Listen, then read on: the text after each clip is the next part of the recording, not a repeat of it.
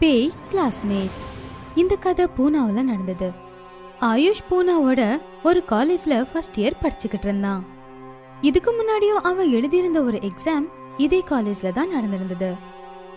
AYUSH IAS ஆக விரும்பினான். அவன் காலேஜ் லைப்ரரியில பகல் இரவுன்னு படிச்சுக்கிட்டு இருந்தான். ஒரு நாள் ஆயுஷ் லைப்ரரியன் கிட்ட கேட்டான், டைம்ஸ் ஆஃப் இந்தியா எங்க இருக்கு? எனக்கு கிடைக்கவே இல்லையே. யாரும் எடுத்துட்டு போயிருப்பாங்க.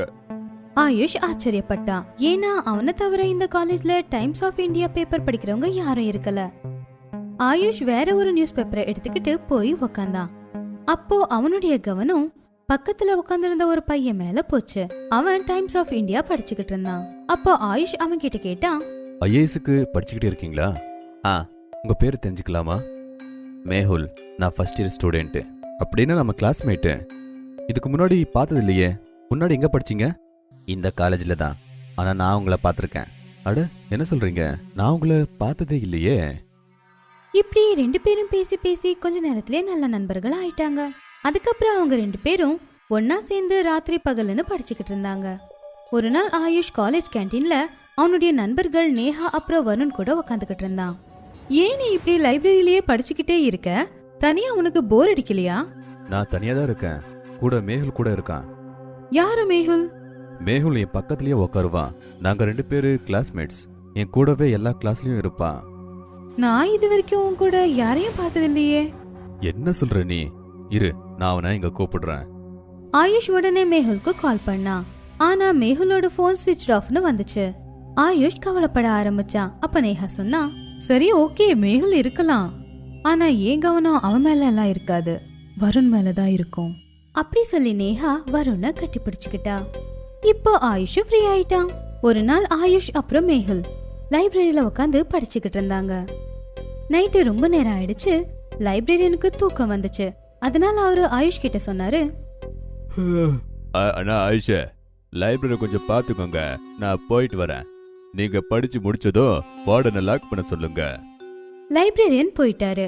ஆனா ஆயுஷ் இப்பவும் உட்காந்து படிச்சுக்கிட்டே இருந்தான். படிச்சுக்கிட்டே இருக்கும்போது திடீர்னு ஆயுஷோட கவனம் மேஹுலோட புக் மேல போச்சு. அவன் பயந்துட்டான். ஏன்னா அந்த புக்ல எழுத்துக்களே இருக்கல. ஆயுஷ் மேஹுலோட புக்க வாங்கி அதுல என்ன இருக்கு அப்படின்னு பார்த்தான். அதுல ஒரு எழுத்து கூட இருக்கல. புத்தகத்துல ஒண்ணுமே இல்ல. 2 மாசமா இதுல என்ன நீ படிச்ச? இங்க என்ன நடக்குது? அப்படி சொல்லி ஆயுஷ் பக்கத்துல பார்த்தான். ஆனா அங்க மேஹுல் இருக்கல. இத பார்த்ததும் ஆயுஷ் கொஞ்சம் பயந்துட்டான். மேஹுல் எங்க போனா? நீயா என்கிட்ட சொல்லிட்டே இருந்தா. மேஹுல் அவளை பார்த்ததே இல்லையா? லைப்ரரியன் கூட லைப்ரரி பார்த்துக்க என்கிட்ட சொன்னாங்க. அவங்களும் கூட மேஹுலை பார்க்கலையா? யாருக்குமே மேஹுல் தெரியவே இல்லையா? மேஹுல் நிஜம் இல்லையா? இந்த புத்தகம் மேஹுல் காணோம். இங்க என்ன நடக்குது? திடீர்னு லைப்ரரியோட எல்லா லைட்டும் அணைஞ்சு போச்சு. இப்ப ஆயுஷ் இன்னும் அதிகமா பயந்தான். அப்ப ஆயுஷ் கண்களை மூடி வெளிச்சத்துக்காக காத்துக்கிட்டு இருந்தான். திடீர்னு வெளிச்சம் வந்துச்சு. ஆயுஷ் சந்தோஷப்பட்டான். அவன் கண்ணை திறந்தான். ஆனா பக்கத்துல பார்த்ததும் அவனுக்கு இதயமே வெடிச்சிருச்சு. ஏன்னா அவன் பக்கத்துல மேஹுல் ரொம்ப பயங்கரமா உட்காந்துக்கிட்டு இருந்தான். மேஹுல், இதெல்லாம் என்னது? மேஹுல் இல்ல, மேஹுலோட பேய். அது மட்டுமில்ல, இதுக்கெல்லாம் காரணம் எல்லாமே நீதான். நானா? நான் உனக்கு என்ன பண்ண? நீ என்னோட வாழ்க்கையே அழிச்சிட்ட. நல்லா யோசிச்சு பார். ஒரு வருஷத்துக்கு முன்னாடி ஒருத்தன் சீட்டிங் பண்ணான்னு சொல்லி நீ போட்டு கொடுத்த இல்லையா? இத கேட்டதும் ஆயுஷ் ஒரேடியா ரொம்ப பயந்துட்டான். அப்ப அவனுக்கு ஒரு நிகழ்வு ஞாபகத்துக்கு வந்துச்சு. சார், இவன் சீட்டிங் பண்றான். ஏய், எந்திரா. Sir, sorry sir, extremely sorry sir. இங்கிருந்து கிளம்பு, போ போ. இல்லனா இந்த எக்ஸாமை எப்பவுமே நீ எழுதவே முடியாது. உனக்கு தெரியுமா எக்ஸாம் ஹாலுக்கு வெளியே வந்து நான் என்ன பண்ணேன்னு? உனக்கு எப்படி தெரியும்? நீ எக்ஸாம் எழுதிக்கிட்டே இருந்தல. ஆனா நான் பில்டிங்ல இருந்து குதிச்சு செத்துட்டேன். அதுக்காக நான் இங்க உன்னை கொல்றதுக்கு வந்திருக்க. இங்க பாரு மேஹுல், நான் அப்படி பண்ணிருக்க கூடாது. ஆனா நீ பண்ணது தப்பு தானே. சீட்டிங் பண்ணிட்டே இருந்த. சீட்டிங் பண்றது தப்பு இல்ல. அது தப்பு இல்ல. இப்ப நான் பண்ண போறதுதான் பெரிய தப்பா இருக்கும். இதை கேட்டதும் ஆயுஷ் பயந்துட்டான். நீ என்ன பண்ண போற? மேகுல் ஆயுஷோட கழுத்து பிடிச்சு ஜன்னல் வழியா அவனை கீழே போட்டுட்டான். ஆயுஷ் ஜன்னல் வழியா மேல இருந்து கீழே விழுந்த உடனேயே இறந்து போயிட்டான். அப்புறம் மேகுல் ஜன்னல் வழியா நின்னுக்கிட்டு அவனுடைய பாடிய சிரிச்சுக்கிட்டே பார்த்துக்கிட்டு இருந்தான். கேர்ள்ஸ் ஹாஸ்டல்ல பேய். பல நாட்களுக்கு முன்னாடி ஒரு நகரத்துல ஒரு கேர்ள்ஸ் ஹாஸ்டல் இருந்துச்சு. அங்க காலேஜ்ல படிச்சிட்டு இருந்த நிறைய பொண்ணுங்க தங்கி இருந்தாங்க. அப்போ ஒரு நாள் அந்த கேர்ள்ஸ் ஹாஸ்டலுக்கு அமெரிக்காவில இருந்து மோனிகா அப்படிங்கிற NRI பொண்ணு வந்திருந்தா. நான் அமெரிக்கால இருந்து வந்திருக்கேன், எனக்கு தங்குறதுக்கு ஒரு ரூம் வேணும். எவ்வளோ நாள்? இப்போ என்னுடைய படிப்பு முடியுமோ அது வரைக்கும் மட்டும். அதுக்கப்புறம் மோனிகா மற்ற பொண்ணுங்களோட சேர்ந்து ஹாஸ்டல்ல தங்க ஆரம்பிச்சா. ஒரு நாள் மோனிகா அவ ரூம்ல தூங்கிட்டு இருந்தப்போ வெளியே இருந்து திடீர்னு ஒரு குரல் கேட்டுச்சு.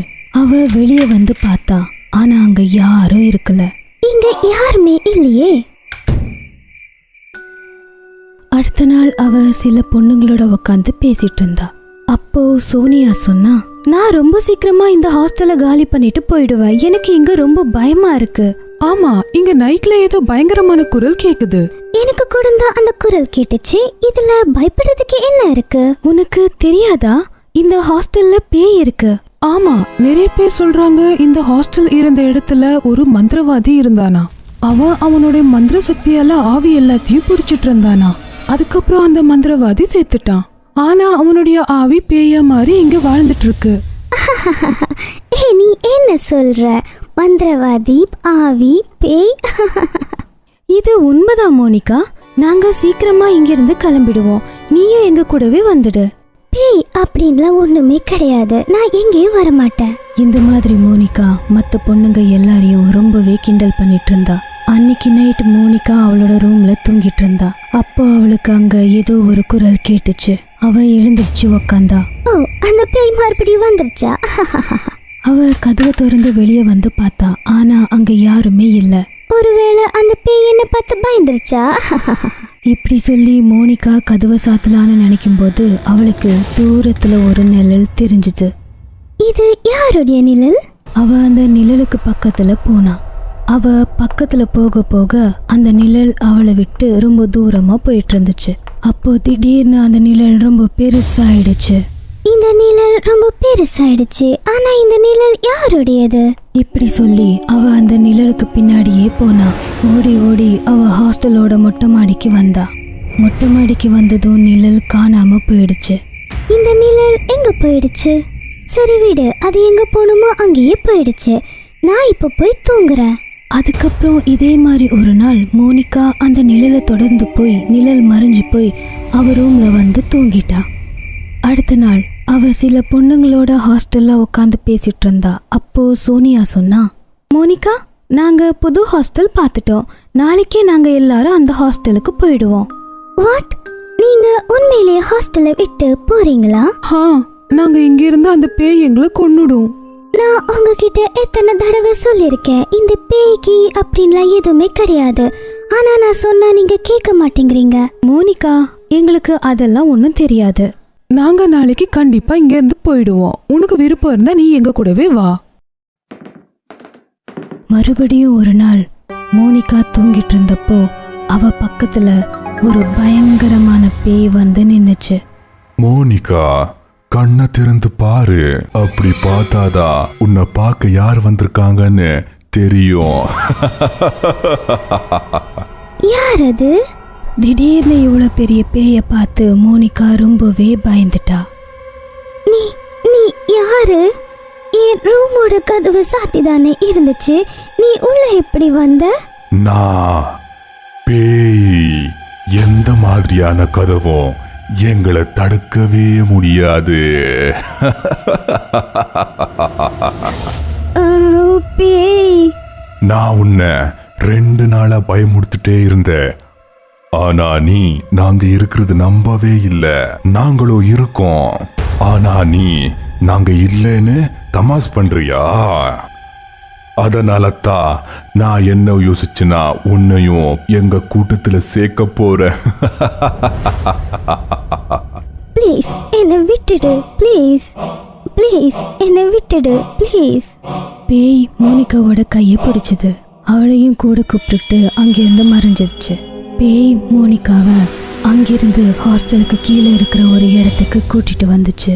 என்னோட வீட்டுக்கு நான் உன்னை வரவேற்கிறேன். சொல்லு, உனக்கு என்ன வேணும்னு? புலியோட ரத்தமா இல்லைனா மனுஷனோட தலையா? எனக்கு எதுவுமே வேணாம், ப்ளீஸ் என்னை போக விடு, please let me go please. என்ன நீ பீட்டர் விட்டுட்டே இருக்க? உனக்கு தமிழ்ல பேச தெரியாதா? என்னால ரொம்ப பெரிய தப்பு நடந்துருச்சு, நான் ஒத்துக்கிறேன், என்னை விட்டுடு. இப்படியெல்லாம் நீ கேட்க கூடாது. இன்னும் ஜோரா கத்து. எப்படி இந்த மனுஷங்க இந்த பூமியில இருக்காங்களோ அப்படியே பேய்களும் இருக்கும். எப்படி மனுஷங்க இருக்காங்களோ அதே மாதிரி பேயும் இருக்கு, நான் ஒத்துக்கிறேன். இப்படியே பேய் மோனிகாவை பயமுறுத்திட்டு இருந்துச்சு. கொஞ்ச நேரத்துக்கு அப்புறம் மோனிகா பயத்துல மயக்கம் போட்டு விழுந்துட்டா. எனக்கு என்ன தோணுதுன்னா இவளுக்கு சரியான பாடத்தை புகட்டிட்டேன். அடுத்த நாள் காலையில மோனிகா தூக்கத்துல இருந்து எழுந்திருச்சதும் அவ பார்த்தா அவளுடைய ரூம்ல இருந்தா. பேய் பேய் இந்த ஹாஸ்டல்ல பேய் இருக்கு, நான் இங்க இருக்க மாட்டேன். அவ உடனே அவ ரூமை விட்டு ஹாஸ்டல்ல இருந்து வெளியே வந்தா. அங்க சோனியா, ராணி அப்புறம் சில பொண்ணுங்க இருந்தாங்க. சோனியா, என்னையும் உன் கூடவே கூட்டிட்டு போ, இந்த ஹாஸ்டல்ல உண்மையிலேயே பேய் இருக்கு. ஆனா உன்னுடைய பொருள் எல்லாம்? எனக்கு எதுவுமே வேண்டாம், என்னை இங்கிருந்து கூட்டிட்டு போ, போதும். இப்போதான் மோனிகாவுக்கு புரிஞ்சது இந்த ஹாஸ்டல்ல பேய் இருக்கு. அதுக்கப்புறம் அவளுடைய பொருள் எல்லாத்தையும் அங்கேயே விட்டுட்டு அங்கிருந்து ஓடிட்டா. சபிக்கப்பட்ட பேய். ஒரு பெரிய காடு. அந்த காடுல ருதாலி என்கிற ஒரு பேய் முள்ளுகள் இருக்கிற மரத்துல தொங்கிட்டு இருந்தது. அதுவும் இல்லாம அவளோட தலையில ஒரு பெரிய முள்ளு குத்திட்டு இருந்தது. அந்த முள்ளு குத்திட்டு இருக்கிறதால பகலும் ராத்திரியும் அந்த பேய் கத்தி கதறி அழுதுட்டு இருப்பா. விடுதலை வேணும்னு கதறிட்டு இருப்பா. என்னோட உயிரே முள்ளுல மாட்டிட்டு இருக்கு, என்ன காப்பாத்து மனுஷனே. இல்ல, நீ என்ன கொன்னுடுவ. உன்னை நான் எதுவும் பண்ண மாட்டேன். அந்த பையன் அவளுக்கு உதவுறதுக்காக கிட்ட போறான். ஆனா ருதாலி அவனை தூக்கி அங்கேயே சாப்பிட்டுட்டா. அவளுக்கு உதவி பண்ணாம யாரெல்லாம் ஓடுறாங்களோ அவங்கள கூட அவளோட கைகளால பிடிச்சு கடிச்சு அங்கேயே அவளோட ரத்தத்தை குடிச்சிடுவா. அப்புறம் பகலோ ராத்திரி அழுதுட்டே இருப்பா. அந்த காட்டுல ஒரு நாள் விக்ரம் என்கிற ஒரு ஃபாரஸ்ட் ஆபீசர் ஃபாரஸ்ட சுத்தி பாக்குறதுக்காக போறாரு. யார் இப்படி அழுதுட்டு இருக்கிறது? ருத்தாலி அப்படிங்கிற ஒரு பேய் தான் சார். நீங்க கவலைப்படாதீங்க, அவங்களோட குரல்ல பலி இருக்கு, நாம அவங்களுக்கு உதவி செய்யணும். விக்ரம் ருதாலி கிட்ட போறாரு. முள்ளுல மாட்டிட்டு இருக்க, என்ன காப்பாத்து. இவங்களுக்கு உதவி பண்ணுங்க. ஆனா எந்த ஒரு அதிகாரியும் அவகிட்ட போக மாட்டாங்க. ஆனா விக்ரம் தைரியமா அவகிட்ட போய் அவளோட முள்ளு கூட எடுத்துடுறாங்க. ருதாலி ரொம்பவே பயங்கரமா கத்துறா. அப்புறம் ருதாலி சடனா ஒரு அழகான ஒரு பெண்ணா மாறிடுறா. அவளோட அழக பார்த்து விக்ரம் மயங்கிடுறாரு. என்ன கல்யாணம் பண்ணிக்கிறீங்களா? உங்களால தான் எனக்கு விடுதலை கிடைச்சிருக்கு, நான் உங்களோடது. ஆனா ஒரு 2 ரூல்ஸ் இருக்கு. ராத்திரியில பேய், பகல்ல உங்களோட அழகான பொண்ணு. அப்புறம் பொறுக்கிற 4 குழந்தைங்கள நானு சாப்பிட்டுடுவேன். பரவாயில்லையா? அவளோட அழகுல மயங்கின விக்ரம் அவளோட ரூல்ஸ் ஒத்துக்கிறாரு. ருதாலிய கல்யாணம் கூட பண்ணிக்கிறாரு. பகல்ல அழகான ஒரு பொண்டாட்டியா இருப்பா, ராத்திரியில அதே மாதிரி பேயா மாறிடுவா. ஒரு நாள் விக்ரமோட அப்பா அம்மா அவங்கள பாக்குறதுக்காக வராங்க. அடடடடா, என்ன அழகான மருமக, என் பையனுக்காக ஸ்வர்க்கத்துல இருந்து வந்த மாதிரி இருக்கு. இனிமேல் நாங்க எங்க மருமக கையால சாப்பாடு சாப்பிட்டுட்டு தான் இங்க இருந்து கிளம்பி போவோம். பகலெல்லாம் ருதாலி மாமா மாமியார ரொம்பவே நல்லாவே பாத்துக்குவா. ஆனா மருமகளே, என் காலை கொஞ்சம் அழுத்தி விடுமா. ருதாலி வேகமா வந்து அவளோட அத்தையோட கழுத்து பிடிக்கிறா. விடு விடு, எங்களை விடு. அவளை விடு மருமகளே, அவளை விடு. விக்ரம் வராரு. விடு ருதாலி, அவங்க என்னோட அம்மா. ருதாலி அத்தைய விட்டுடுறா. ஏமாத்துக்காரனே, நீ மருமக அப்படிங்கிற பேர்ல வீட்டுக்கு ஒரு பேய கூட்டிட்டு வந்திருக்கேன். இனிமே அவ இருக்கணும், இல்ல நாங்க இருக்கணும். அப்பா, நான் இவளுக்கு வாக்கு கொடுத்திருக்கேன். என்னால இவளை விட முடியாது. இன்னிலிருந்து நீ செத்துட்டேன்னு நாங்க நினைச்சுக்கிறோம். விக்ரமோட அப்பா அம்மா கோச்சுக்கிட்டு அங்க இருந்து போயிடுறாங்க. என்ன நீ இப்படி பண்ணிருக்க? நான் பேய் தான். இதை விட நான் வேற என்ன பண்ண முடியும்? ஒரு நாள் அவ சடனா வாந்தி எடுத்துட்டு இருப்பா. ருதாலி, உனக்கு ஒன்னும் ஆகலையே. நீங்க அப்பா ஆக போறீங்க விக்ரம். அப்பா ஆகிற சந்தோஷத்தால அவ சொன்ன ரூல்ஸ் எல்லாமே மறந்துடுறாரு. அவரு ருதாலிய ரொம்பவே நல்லா பாத்துக்கிறாரு. 9 மாசம் கடந்து போகுது. குழந்தை பொறுக்கிற நேரமும் வந்தாச்சு. கங்க்ராச்சுலேஷன்ஸ், உங்களுக்கு ஆம்பளை பையன் பிறந்திருக்காரு. விக்ரம் குழந்தைய பாக்குறதுக்கு ஓடி ஓடி போறான். ஆனா உள்ள ஏய் அந்த குழந்தைய சாப்பிட்டுட்டு இருக்கும். என்ன கொஞ்ச நேரம் காத்துட்டு இருக்க முடியாதா? விக்ரம்க்கு ரொம்பவே கோவம் வந்துடுது. உன்னால கொஞ்ச நேரம் கூட காத்திருக்க முடியாதா? ஒரு அப்பாவா தன்னோட குழந்தைய கூட பார்க்க விடலையே நீ. நீ நீ என்ன மனுஷியா இல்ல பேயா? விக்ரம் அழ ஆரம்பிக்கிறான். நான் பேய் தான் விக்ரம். இது ஃபர்ஸ்ட் குழந்தை. இன்னும் நான் சாப்பிடுறதுக்கு 3 குழந்தை இருக்கு. அப்புறம் விக்ரம் ஏண்டா அவளை கல்யாணம் பண்ணணும்னு நினைக்க ஆரம்பிக்கிறான். மறுநாள் காலையில அவனோட பண்டித் ஃப்ரெண்ட பார்க்க போறான். நான் என்ன பண்றது பண்டித்? தப்பு என்னோடது தான். நான் தான் அவ சொன்ன எல்லா கண்டிஷனையுமே ஏத்துக்கிட்டேன். அம்மா, அப்பா, ஃப்ரெண்ட்ஸ், அப்புறம் என்னோட சொந்த குழந்தை எல்லாத்தையுமே நான் இழந்துட்டேன். நீ ருதாலிய விட்டுடு. இதுதான் என் பிரச்சனையே. என்னால் அவளை விட முடியாது. ஏன்னா நான் அவளை காதலிக்கிறேன். நீ எதுக்குமே கவலைப்படாத. அந்த கடவுள் உன்னை சோதிச்சு பார்க்கறாரு. எல்லாமே சீக்கிரமா சரியா போயிடும். என் மேல நம்பிக்கை வை. விக்ரமோட வீட்ல இன்னொரு நிகழ்வு நடக்குது. அதனால அவரு இன்னும் ஒடிஞ்சு போறாரு. உங்களுக்கு பொண்ணு குழந்தை பிறந்திருக்கு. ஆனா இந்த வாட்டி விக்ரம் ரூமுக்குள்ள புகறது இல்ல. கொஞ்ச நேரம் ஆனதும் ருதாலி ரூம்ல இருந்து வெளியே வரா. பொண்ணு ரொம்பவே அழகா இருந்தா. எரியிற நெருப்புல எண்ணெயை ஊத்தாத. இல்ல, நான் என்ன சொல்ல வந்தேன்னா இன்னும் சாப்பிடுறதுக்கு 2 குழந்தை இருக்குன்னு. சிரிச்சுக்கிட்டே ருதாலி அங்க இருந்து போயிடுறா. கோவத்துல விக்ரம் குடிக்க ஆரம்பிக்கிறாரு. ரொம்பவே குடிக்கிறாரு. சில நாள் ஆபீஸ்லயே தூங்கிடுவாரு. வீட்டுக்கு கூட வர மாட்டாரு. இன்னொரு பக்கம் ருதாலி இன்னொரு பையனை பெத்தெடுக்கிறா. அவனையும் சாப்பிட்டுடுறா. இன்னொரு வருஷத்துக்கு அப்புறமா பொண்ணு குழந்தைய பெத்தெடுக்கிறா. அந்த குழந்தைய கூட அவ சாப்பிட்டுடுறா. இந்த மாதிரி அவ 2 பொண்ணு 2 பையன் குழந்தைய சாப்பிட்டுடுறா. ஒரு நாள் ராத்திரி விக்ரம் வீட்டுக்கு வரான். பார்த்தா அவனோட ரூம் ஃபுல்லா டெக்கரேட் ஆகிருக்கும். தீபம் எரிஞ்சிட்டு இருந்தது, பூக்கள் இருந்தது. அது பார்க்க ரொம்ப அழகா இருந்தது. ருதாலி வரா. ருதாலிய பார்த்ததும் அவனுக்கு ஷாக் ஆயிடுது. ருதாலி, இப்ப நைட் ஆயிடுச்சு. ஆனாலும் நீ இன்னும் பேயா மாறலையே. இது நிஜமா? என்ன விஷயம் சொல்லு ருதாலி. என்னோட சாபத்திலிருந்து முழு விடுதலை கிடைச்சது விக்ரம். இனிமே நான் பேயா மாற மாட்டேன். இது என்னோட புது ஜென்மம். எனக்கு ஒண்ணுமே புரியல. இது 400 வருஷத்துக்கு முன்னாடி நடந்த ஒரு கதை. நான் ஒரு ராஜகுமாரியா இருந்தேன். வேட்டையாடுறதுக்காக காட்டுக்கு போனேன். நான் ஒரு சிங்கத்தை பார்த்தேன். அது 4 குழந்தைய பெத்தெடுத்திருந்தது.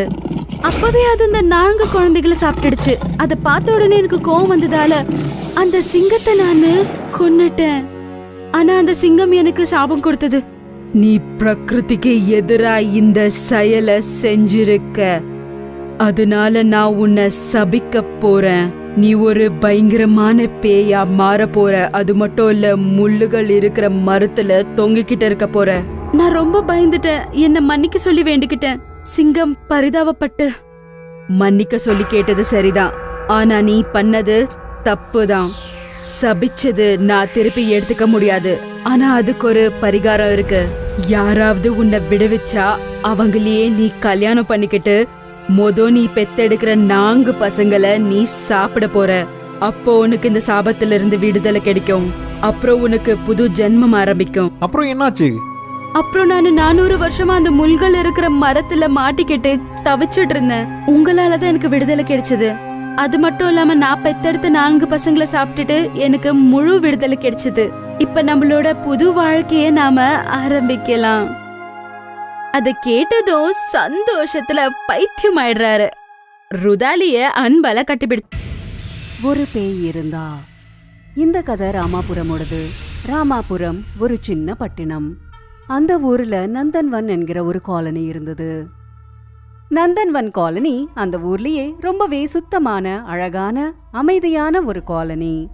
காலனி முழுவதும் அழகான சின்ன சின்ன வீடுகள், அந்த வீடுகளுக்கு முன்னாடி பச்சை பசேன்னு மரங்களும் இருந்தது. காலனியோட சுற்றுச்சூழல் கூட ரொம்பவே சுத்தமா அழகா இருக்கும். காலனில owner, tenant, doctor, lawyer, teacher மாதிரியான மிடில் கிளாஸ் ஆட்கள் ரொம்பவே சந்தோஷமா கூடி சேர்ந்து வாழ்ந்தாங்க. காலனில இருக்கிற குழந்தைங்கள்லாம் ஸ்கூலுக்கு போவாங்க. லீவ் நாட்கள்ல காலனி வெளியில இருக்கிற செடி மரங்களோட விளையாடுவாங்க. ஒரு நாள் நடந்த விஷயம். ஷாம்லால் என்கிறவர் அவரோட வீட்டு முன்னாடி அவரோட மனைவிக்காக காத்துக்கிட்டு இருந்தாரு. அவருக்கு மார்க்கெட் போக வேண்டி இருந்தது. அப்போ மகன்லால் என்றவர் ஒருத்தர் வந்து ஷாம்லால் கிட்ட பேசிக்கிட்டு இருந்தாரு. ஷாம்லால் சார், எப்படி இருக்கீங்க? அவசரமா கிளம்பிட்டீங்க? ஆப்பா, நான் ரொம்ப நல்லா இருக்கேன். அப்புறம் நீங்க நல்லா இருக்கீங்களா? நான் உங்ககிட்ட ஒரு கேள்விய கேட்டாகணும். கேளுங்கப்பா, என்ன? நீங்க உங்க வீட வாடகைக்கு விடுறீங்கல்ல? என் கூட படிச்சவன் ஒரு ஃப்ரெண்டு இங்க வரான். அவனுக்கு நீங்க கொடுக்குறீங்களா? அட என்னப்பா, நீங்க ரொம்ப லேட்டா சொல்றீங்க. என்னாச்சு? வாடகைக்கு விட்டுட்டீங்களா? ஆமா ஆமா, ஒரு தாத்தாவுக்கு வாடகைக்கு கொடுத்துருக்கேன். கவர்மெண்ட்ல இருந்து என்ன கொடுக்குறாங்களோ அதை வச்சு அவங்க வாழ்க்கையை நடத்திட்டு இருக்காங்க. நான் அதான் கொடுத்தேன். தாத்தா இல்ல, அதனால பிரச்சனையே வராதுன்னு. அப்படியா? சரி சரி, பரவாயில்ல. ஆமா, அந்த தாத்தா எங்க இருக்காங்க? நான் பார்த்ததே இல்லையே. அட, அந்த தாத்தா இன்னும் வரல. அவங்களோட பொருட்களை மட்டும் இங்க விட்டுட்டு போயிருக்காங்க. எப்ப வராங்களோ தெரியல. அட லட்சுமி, சீக்கிரம் வா.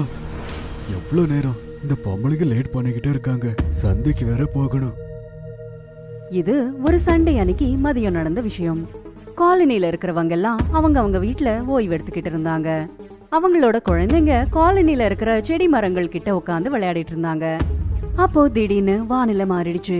வீசிட்டு இருக்கிற காத்து திடீர்னு நின்னு போச்சு. வெப்பநிலையும் கூடிடுச்சு. ஆகாயத்துல காக்கங்கள் காவ் காவுன்னு கத்திட்டு இருந்தது. ஒரேடியா எல்லாம் மாறிடுச்சு. பாவம் சின்ன சின்ன குழந்தைங்க ரொம்பவே கஷ்டப்பட்டாங்க. அடேங்க அப்பா, எனக்கு ரொம்ப வேத்து கொட்டுது. சூடா இருந்தா சட்டைய அவுத்துடு. அவுத்துட்டோமா? இல்ல இல்ல, அம்மா பார்த்தாங்கன்னா அடிப்பாங்க. அதே நேரத்துல குழந்தைங்களுக்கு டக் டக்குன்னு சத்தம் கேட்டுச்சு. இந்த டக் டக் சத்தம் இங்க இருந்து வருது. வாங்க போய் பார்க்கலாம்.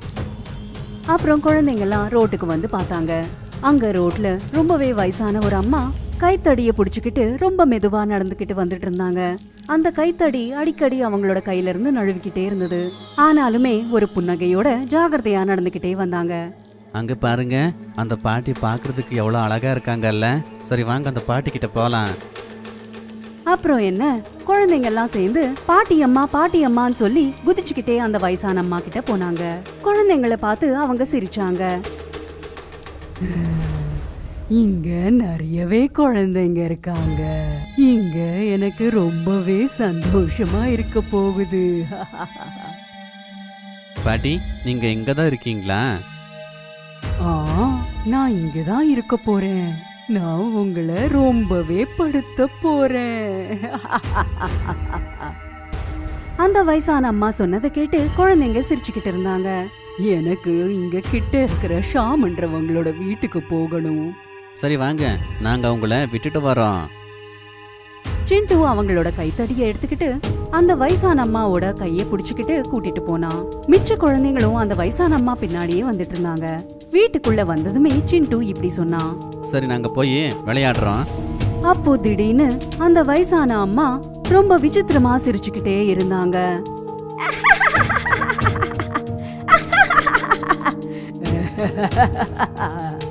குழந்தைங்கெல்லாம் பயந்து போயிட்டாங்க. அப்படி சிரிச்சுக்கிட்டே அந்த வயசான அம்மா பேயா மாறிட்டாங்க. விட மாட்டேன், ஒருத்தரையும் விட மாட்டேன். பேய பார்த்து எல்லா குழந்தைங்களும் ஓடிட்டாங்க. ஆனா சிண்டுவால ஓட முடியல. ஏன்னா அவனோட கை அந்த பேயோட கையில இருந்தது. என் கைய விடுங்க, விடுங்க. அம்மா அம்மா, விட சொல்லுங்க. அப்போ பின்னாடியில இருந்து சிண்டுவோட அம்மா வந்தாங்க. சிண்டு சிண்டு. உடனே அந்த பேய் ரூபத்துல இருந்து பாட்டியா மாறிட்டா. அப்புறம் சிண்டு கையும் விட்டுட்டா.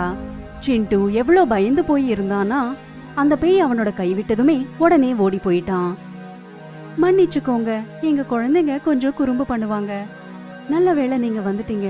ஏதாவது தேவைப்பட்டா என்ன கூப்பிடுங்க. அப்புறம் அந்த பேய் அன்னில இருந்து அதே காலனில இருந்தது. எல்லார் முன்னாடி நல்லா இருந்துகிட்டு குழந்தைங்க முன்னாடி மட்டும் ஒரு பயங்கரமான பேயாட்டம் இருந்தா. குழந்தைங்க எப்பெல்லாம் விளையாடிட்டு இருக்குமோ அப்பெல்லாம் அந்த பேய் அவங்க கிட்ட வந்து ஏதாவது ஒரு குழந்தைய தூக்கிட்டு தன்னோட வீட்டுக்கு வந்துரும். குழந்தை ரொம்பவே சத்தமா கத்திக்கிட்டே இருக்கும். மிச்ச குழந்தைங்களும் கத்திக்கிட்டே இருப்பாங்க. ஆனா யாராவது பெரியவங்க வந்தா மட்டும் அந்த கிழவி உடனே உருவத்தை மாத்திட்டு போய் சொல்லுவா. பாருங்களேன், இந்த குழந்தைங்க என் கைத்தடிய எங்கேயோ மறைச்சு வச்சுட்டாங்க. அத எங்க ஒளிச்சு வச்சிருக்காங்கன்றத சொல்லவே மாட்டேங்கிறாங்க. குழந்தைங்கெல்லாம் அவங்க அம்மா அப்பா கிட்ட அந்த கிழவிய பத்தி சொன்னாங்க. ஆனாலுமே யாரும் அவங்கள நம்பல. அப்புறம் ஒரு நாள் என்ன நடக்க கூடாதோ அதே நடந்தது. திடீர்னு சிண்டு எங்கேயோ மறைஞ்சு போயிட்டான். எல்லாரும் ரொம்ப தேடினாங்க. ஆனா சிண்டு எங்கேயும் கிடைக்கல. எனக்கு தெரியும் சிண்டு எங்க இருப்பான்ட்டு, வாங்க என் கூட. குழந்தைங்கெல்லாம் கிழவியோட வீட்டுக்கு வந்தாங்க. அங்க அந்த பேய் சிண்டுவை கட்டி போட்டு வச்சிருந்தது. அந்த பேய் அவனை பயம்பூத்திட்டு இருந்தது. உங்க அம்மா நீ ரொம்ப குறும்பு பண்ணுவேன்னு சொன்னாங்க. இப்போ எங்க போச்சு அந்த குறும்பு? ஜாகிரதை, நான் ரொம்பவே மோசமானவ. நான் குழந்தைங்களை கடிச்சு சாப்பிட்டுருவேன். ப்ளீஸ் என்ன விட்டுருங்க, என்ன விட்டுருங்க. சிண்டுவோட நிலைமைய பார்த்து குழந்தைங்களுக்கு ரொம்பவே கஷ்டமா இருந்தது. வாங்க நம்ம அப்பா அம்மாவுக்கு இத பத்தி எல்லாத்தையும் சொல்லலாம். இல்ல, அவங்க வந்தா இந்த பேய் ஏதாவது ஒரு பொய்ய சொல்லி தப்பிச்சுட்டே இருக்கும். அப்புறம் இப்போ என்ன பண்றது? சிங்கி அவளோட மொபைலை எடுத்து அந்த பேயோட வீடியோவை எடுத்தா. அப்புறம் சிங்கி அந்த வீடியோவை காலனியோட குரூப்ல போஸ்ட் பண்ணிட்டா. அந்த வீடியோவை பார்த்து காலனில இருக்கிறவங்க எல்லாம் அந்த வீட்டுக்கு வந்தாங்க. அப்புறம் அவங்க எல்லாம் சேர்ந்து சிண்டுவை பேய்கிட்ட இருந்து காப்பாத்திட்டாங்க. நீ இப்போ உருவத்தை மாத்த தேவையே இல்ல. நீ யாருன்னு இப்போ எல்லாருக்குமே தெரிஞ்சு போச்சு. குழந்தைங்க சொன்னதை நாங்க முதல்ல நம்பல. வீடியோ எடுத்தது நல்லதா போச்சு. அடிங்க அவளை. அப்புறம் காலனில இருக்கிற லேடிஸ் எல்லாம் சேர்ந்து அந்த பேய நல்லா அடிச்சு போட்டுட்டாங்க. அடி வாங்கின அந்த கிழவி பேய் அந்த காலனிய ஒரேடியா திரும்பி பார்க்காம ஓடி போயிட்டா. రేణు ఆంటీ ఢిల్లీలో ఉన్న ముఖర్జీ నగర్ కథ ఇది. ముఖర్జీ నగర్లో బృందావన్ సొసైటీ ఇది. పరిశుభ్రత కోసం అనేక సమావేశాలు జరిగాయి. అక్కడి ప్రజలు సరదాగా జీవించేవారు. తన కుటుంబంతో కలిసి జీవించేవాడు. ఒక 24 ఏళ్ల యువకుడు ప్రేమ్ తెలివైన మంచి మనసున్న అతను చాలా అందమైన యువకుడు. అందుకే సమాజంలోని యువతులందరూ అతనికి పడేవారు. అత్త పొటాటో పన్నీర్ వెజిటబుల్ వదిలేసింది. ఎలా ఉంది? నాకు ఆలు పన్నీర్ అంటే ఇష్టం లేదు. ఈరోజు రాత్రి చైనీస్ తినడానికి వెళ్దామా? నాకు చైనీస్ కూడా ఇష్టం లేదు. ప్రియమన్నా పద, అందరూ వచ్చేసారు. పద పద. ఇదెక్కడ పిచ్చి? పిచ్చి బాగా పెరిగిపోయింది. పిల్లలతో ఆడుకుంటుంది. ఒకరోజు ప్రేమ్ తన స్నేహితులతో కలిసి క్రికెట్ ఆడుతున్నాడు. ప్రియమన్నా ఈసారి 6 కొట్టాలి. బోలు, నా ఫోకస్ పాడు చేయొద్దు. అయ్యయ్యో, ఇప్పుడు బాల్ ఎవరు తీసుకొస్తారు? నేనే కొట్టా కదా, నేనే తెస్తాను. ప్రేమ్ ఏం చేశాడంటే బాల్ తేడానికి బయటకు వెళ్ళాడు. అందరు పిల్లలకి చాలా దాహం వేసింది. కానీ బాల్ రేణు ఆంటీ ఇంటి దగ్గర పడింది. రేణు బాల్ని ప్రేమ్ వైపుకు అందించింది. ప్రేమ్ బాల్ని పట్టుకున్నాడు. కానీ బాల్ రేణు చేతిలోనే ఉంది. రేణు ప్రేమ్ చేతిని పట్టుకుంది. ఆంటీ ఏం చేస్తున్నారు? ప్రేమ్ రేణు బృందావన కాలనీలో ఒక ఒంటరి ఆడపిల్ల. ఊళ్ళో వాళ్ళంతా ఆమెను ఒక మంత్రగత్తె అనుకునేవారు. ఓం భ్రీం భ్రీం పశుపటక్ స్వాహ, ఓం భ్రీం భ్రీం పశుపటక్ స్వాహ. అలా అని రేణుకి భర్త లేడని కాదు. కొన్నాళ్ల క్రితం తన భర్త మనీష్ సొసైటీలోకి తన్ని తీసుకువచ్చాడు. కొన్ని రోజుల తర్వాత మనీష్ ఇల్లు వదిలి వెళ్ళిపోయాడు. మళ్ళీ రేణు భర్త ఎప్పటికీ తిరిగి రాలేదు. రేణు పగలు రాత్రి ఇంట్లోనే మంత్రాలు చదువుతూ ఉండేది. ఊళ్ళో వాళ్ళంతా ఆమె చేతబడులు చేస్తుందని. నేను అంటున్నాను, ఆమెని వదిలేసేయండి. ఆమె ఏం చేసుకుంటుందో చేసుకోనివ్వండి. మనకైతే ఇబ్బంది ఏం కలిగించట్లేదు కదా. అసలు నిజానికి రేణుని చూస్తే సొసైటీలో వారందరూ భయపడేవారు. వేసవి సెలవుల్లో ప్రేమ్ తన కుటుంబంతో ఉంటూ పాఠశాలకు వెళ్ళేవాడు. పూణేలో ఒక కోర్స్ కంప్లీట్ చేయడానికి బయలుదేరాడు. సరే అమ్మా, నేను వెళ్ళొస్తాను. బాబు, త్వరగా వచ్చేయ్. ప్రేమ్ వెళ్ళిపోవడం వలన సొసైటీలో ఇద్దరు వ్యక్తులు చాలా విచారంగా ఉన్నారు. ఒకరు ప్రస్తుతం ఉన్న శుక్లాజీ మరియు రెండవది రేణు ఆంటీ. ప్రేమ్ ప్రేమ్ ప్రేమ్ కొన్ని రోజుల క్రితం షాలు పెళ్లి అత్తమామలు వెళ్ళిపోయారు. మరి రేణు ఆంటీ ఎక్కడికి వెళ్ళింది? ఏ వార్తలు లేవు. అయ్యయ్యో, బాల్ మళ్ళీ ఆ ఇంట్లోకి వెళ్ళింది. అరే, భయపడేదేముందిరా, అందరం కలిసి వెళ్ళి వెతుకుదాం. ఇల్లంతా ఖాళీగా ఉంది, మన బాల్స్ అన్నీ కూడా దొరుకుతాయి. ఒకరోజు ప్రేమ్ ఎప్పటికీ బృందావన్ సొసైటీకి తిరిగి వచ్చేశాడు. అది వర్షాకాలం. సొసైటీలో పిల్లలందరూ స్కూల్లో ఉన్నారు. సొసైటీ అంతా చాలా నిర్మానుష్యంగా ఉంది. చూస్తుంటే అందరూ బిజీ అయిపోయినట్టున్నారు. ప్రేమ్ అలా ఆలోచిస్తూ తన ఇంటివైపు అడుగులు వేశాడు. అప్పుడే ప్రేమ్ని కిటికీలోంచి ఎవరో చూస్తున్నారు. అవును, అది షాలు కాదు, తను రేణు ఆంటీ. ప్రేమ్ వచ్చేశాడు. ఇప్పుడు నా ప్రేమ్ నాకు దొరుకుతున్నాడు. ఈసారి నా ప్రేమను నేను పొందుతాను. రాత్రి భోజనం చేసి ప్రేమ్ తన గదిలో మంచం మీద పడుకున్నాడు. ప్రేమ్ గాఢ నిద్రలో ఉన్నాడు. ఒకవైపు తిరగగానే ఎవరో తెలియకుండా వచ్చి తాకినట్టు అనిపించింది. మరుసటి రోజు ఉదయం అయ్యింది. మొత్తం సొసైటీ అంతా మేల్కొంది. కానీ ప్రేమ్ ఇంకా మంచం మీదే ఉన్నాడు. డాక్టర్ అతనికి వైద్యం చేస్తున్నాడు. నాకు అర్థమే కావట్లేదు, ఇంత తక్కువ జ్వరానికే మనిషి ఎలా బలహీన పడతాడు ఇంతగా. ఇప్పుడు కొన్ని మందులు రాసిస్తాను, పని చేయకపోతే వచ్చి అడ్మిట్ చేయండి. నీకు ఆకలిగా ఉందా? నాకు ఆకలిగా ఉంది. మనిద్దరికీ ఆకలిగా ఉంది. ఈ రోజు రాత్రికి నా ఆకలి పూర్తిగా తీరిపోతుంది. నువ్వు చూస్తూనే ఉండు. నీ ఆకలి కోసం ఏం చేయాలో నువ్వే ఆలోచించుకో.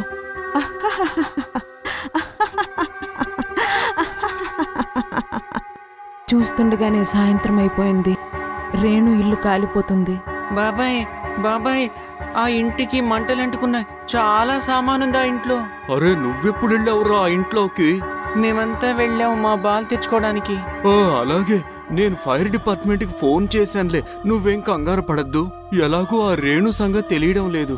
ఇల్లు తగలబడిపోతే సమస్యలేవీ ఉండవింకా. కాసేపటి తర్వాత ఫైర్ బ్రిగేడ్ వాళ్ళు మంటలను ఆర్పేశారు. కానీ ఇక్కడ ప్రేమ్ ఇంట్లో అగ్నిమాపక వాతావరణం నెలకొంది. ఏమండి, ఇలా రండి, వీడు ఊపిరి తీసుకోవట్లేదు. ఏంటి, ఇప్పుడే కదా న్యూస్ పేపర్ చదువుతున్నాడు. మీరేం మాట్లాడుతున్నారండి? అంబులెన్స్ పిలవండి. ప్రేమ్ మంచం మీద ఎలా ఉన్నాడంటే ఒక శవంలా పడి ఉన్నాడు. కానీ తనింకా చనిపోలేదు. కాబట్టి కిటికీ దగ్గర నిలబడి రేణుతో మాట్లాడుతున్నాడు. ప్రేమ్, కొంచెం మాట్లాడొచ్చుగా. ఏం చెప్పాలి? ఏం కావాలి నీకు? ఎందుకు ఇలా బంధించావు నన్ను? నేను నిన్ను బంధించానా? ఎందుకంటే నేను కావాలనుకుంటున్నాను. కానీ నేను నిన్ను కోరుకోవట్లేదు. ఒక్కరోజు రాత్రి, కేవలం ఒక్కరోజు రా నాతో పాటు. ఈ రోజు రాత్రి నీ శరీరం హాస్పిటల్లో ఉంటుంది. నువ్వు నాతో పాటు ఊరు బయట ఉంటావు. దాని తర్వాత నేను నిన్ను హాస్పిటల్లో వదిలేస్తాను. ప్రేమ్ వెనక్కి చూశాడు. వాళ్ళింట్లో వాళ్ళు అప్పటికే ఆ శరీరాన్ని హాస్పిటల్కు తీసుకెళ్లిపోయారు. ఏం ఆలోచిస్తున్నావు ప్రేమ్? నేను నీ కోసం నా ఇంటిని, ప్రపంచాన్ని వదిలి నిలబడ్డాను. కానీ నువ్వు ఇంట్లోనే ఉండిపోతున్నావు. అలాగే, ఎదురు చూస్తుండు, నేనిప్పుడే వస్తాను. ప్రేమ్ అతని గది నుండి ఇంటి బయటకు వచ్చాడు. గది నుంచి బయటికి రాగానే అతనేం చూశాడంటే కాలిపోయిన రేణు ఇంటిని చూశాడు. అప్పుడు రేణు వచ్చింది. రేణు ప్రేమ్ చేతిని పట్టుకుంది. పద వెళ్దాం. ఆ తరువాత ప్రేమ్ చేతిని పట్టుకొని తనతో పాటు తీసుకెళ్ళింది. సాయంత్రం పూట ఆ ఇంటిని, సొసైటీని వదిలి రేణుతో పాటు వెళ్ళిపోయాడు. కేవలం తనతో ఒక్క రాత్రి గడపడం కోసం. అయ్యో నా ప్రేమ్, నా మాట వినండి. అగ్ని వెలిగించకండి. మన ప్రేమ్ తప్పకుండా తిరిగి వస్తాడు. మన ప్రేమ్ తప్పకుండా తిరిగి వస్తాడు. అయ్యో, ఈ పిచ్చి దాన్ని ఆపండి ఎవరైనా. నాకు ఒంట్లో ఓపిక ఉండట్లేదు. ఆంటీ, మిమ్మల్ని మీరు సంభావించుకోండి. మన ప్రేమ్ ఎప్పటికీ తిరిగి రాడు. ప్రేమ్ చితి కాలుతోంది. చూస్తుండగానే మంటలు పెరిగిపోయాయి. కేవలం 2 రోజుల ప్రేమ్ శరీరం అగ్నికి ఆహుతైంది. రేణు ఆంటీతో వెళ్ళిన ప్రేమ్ ఎప్పటికీ వాళ్ళ దగ్గరికి చేరుకోలేకపోయాడు. பேய் அலமாரி. இந்த கதை லக்னோல நடந்துச்சு. ராகேஷ் லக்னோல தான் அவனோட படிப்பை முடிச்சான். அப்புறம் அவனுக்கு பேங்க்லயும் வேலை கிடைச்சிருச்சு. லக்னோலயே அவன் ஒரு வீடும் வாங்கிட்டான். கொஞ்ச நாளைக்கு அவன் அவனோட ஊருக்கு போயிருந்தான். அப்போ அவனுக்கு அங்க வினிதா கூட கல்யாணம் பண்ணி வச்சாங்க. அப்புறம் ராகேஷும் வினிதாவும் வீட்டுக்கு வந்தாங்க. வீட்டை பார்த்த உடனே வினிதாக்கு பிடிச்சிருது. அப்புறம் அவ வீட்டை அரேஞ்ச் பண்ண ஆரம்பிச்சா.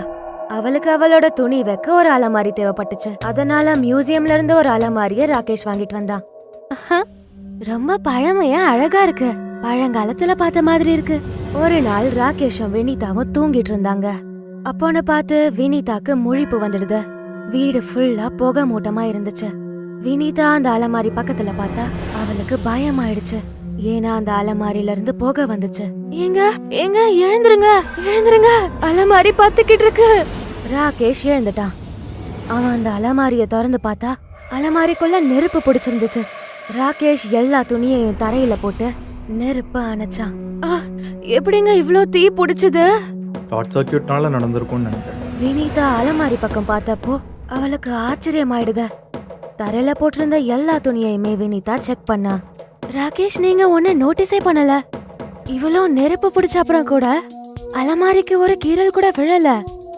என்னோட துணிகளுக்கும் எதுவுமே ஆகல. வேற உங்களோட துணி மட்டும்தான் தீ பிடிச்சிருக்கு. ஏன் இப்படி? ரொம்ப யோசிக்காம போய் தூங்கு. நாளை காலையில அலமாரி இருக்க இடத்த மாத்திடுவோம். வினிதா ராகேஷ் கூட சேர்ந்து பெட்ல படுத்தா. ஆனா அவளுக்கு நைட்டு ஃபுல்லா தூக்கமே வரல. நைட்டு ஃபுல்லா அந்த அலமாரியையே பார்த்துட்டு இருந்தா. அடுத்த நாள் காலையில பார்த்தா வினிதாக்கு ரொம்ப ஜுரம் அடிச்சிட்டு இருந்துச்சு. எழுந்துக்க முடியாத அளவுக்கு தூங்கிட்டு இருந்தா. லீவ் போட்டு இவளை ஹாஸ்பிட்டலுக்கு கூட்டிட்டு போகணும்னு நினைக்கிறேன்.